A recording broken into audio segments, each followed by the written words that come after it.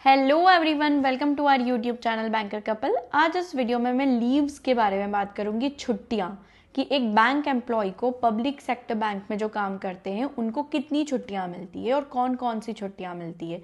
क्योंकि बहुत सारे लोगों को ये जानने की बहुत ही उत्सुकता रहती है कि हमें कितनी छुट्टियां मिलेगी। तो देखो, बैंक में जो लीव्स है वो तो काफ़ी सारी मिलती है और वो मैं आपको वन बाय वन बताऊंगी कि कौन कौन सी लीव मिलती है, कितनी मिलती है, कैसे उन्हें लिया जाता है। सारी चीज़ें हम इस वीडियो में डिस्कस करेंगे, इसलिए एंड तक इस वीडियो को ज़रूर देखना।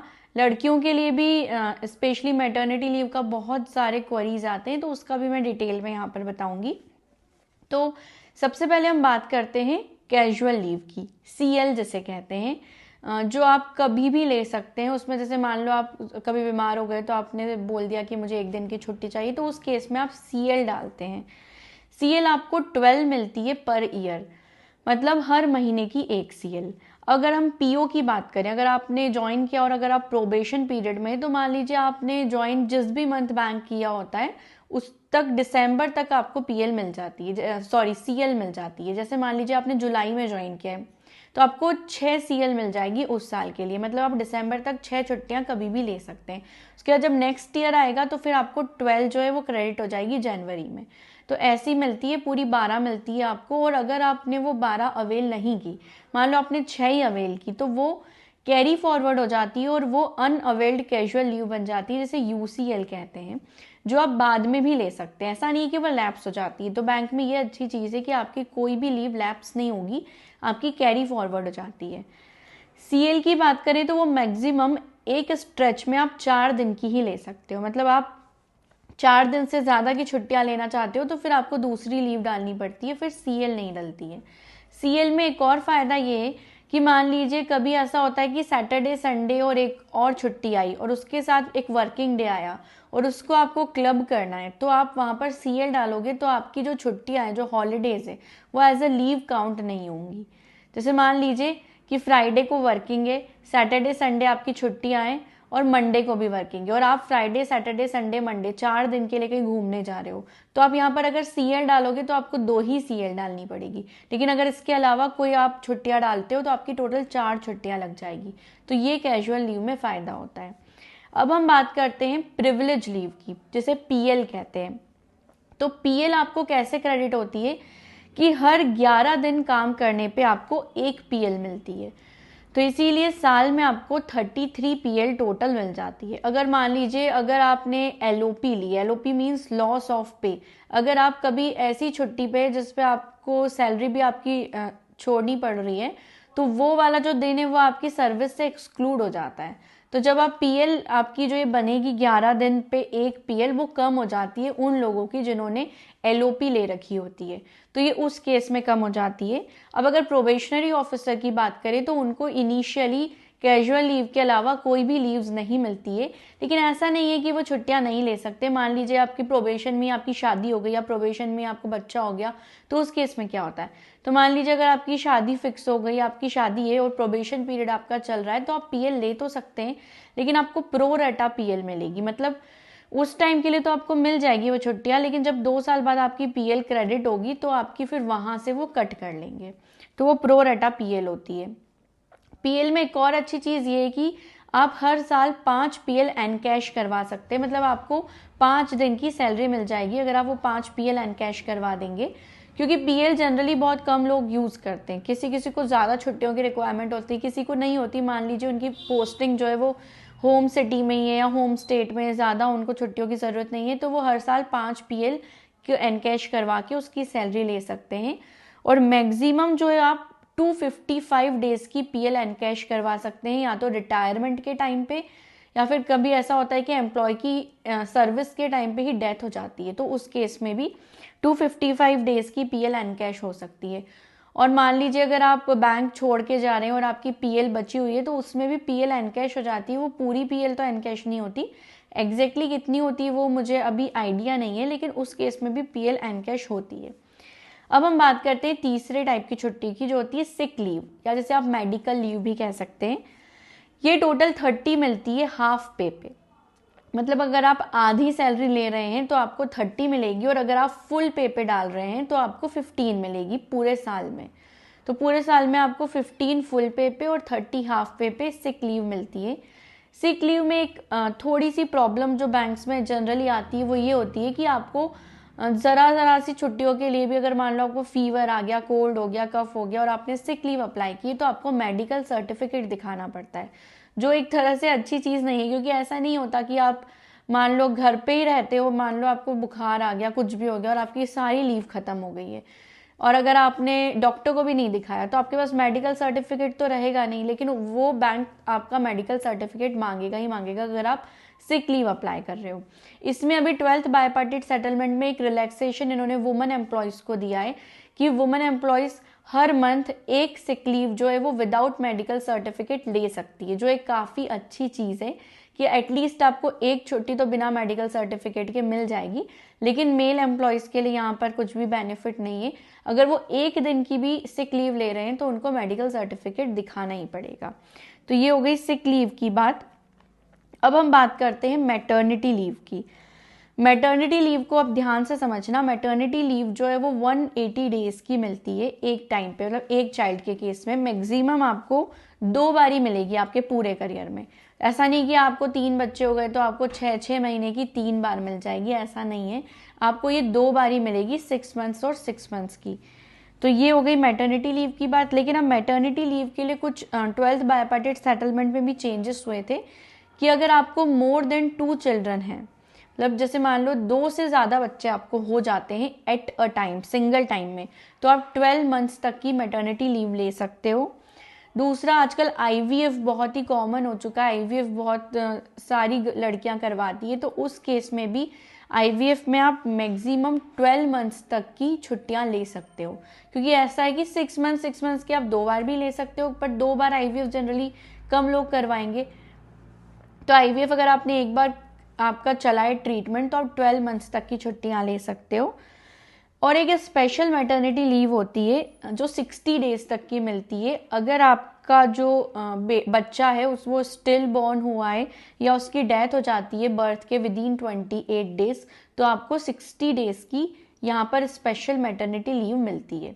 और मैंने ये सुना है कि ये वाली जो लीव है मिसकैरेज के केस में भी लड़कियाँ लेती है, जो जनरली मैंने बैंक्स में देखा है। तो मिसकैरेज के केस में भी छुट्टियां मिलती है, लेकिन फिर वो जो मैटरनिटी लीव अगर बाद में वो लेंगी तो उसमें से वो घट जाती है। तो ये होता है मैटरनिटी लीव का केस। अगर प्रोबेशनरी ऑफिसर की बात करें, क्योंकि बहुत सारे कमेंट्स ऐसे आ रहे हैं कि हम जस्ट बैंक ज्वाइन करेंगे और हमें बेबी हो गया और हमें मैटरनिटी लीव की ज़रूरत पड़ी तो क्या हम ले सकते हैं? तो हाँ, आप बिल्कुल ले सकते हो, लेकिन उस टाइम पे आपकी सैलरी कट होगी, आपको सैलरी नहीं मिलेगी। फिर जब आपका प्रोबेशन कंप्लीट हो जाएगा और जब आप वापस आओगे तो फिर आपकी जो वो 6 मंथ्स की सैलरी है वो आपको क्रेडिट हो जाएगी, लेकिन तब आपको नहीं मिलेगी जब आपका प्रोबेशन पीरियड चल रहा है। और मैटरनिटी लीव में एक और चीज़ है कि ऐसा नहीं है कि बच्चा होने के बाद ही आप मैटरनिटी लीव अप्लाई कर सकते हो।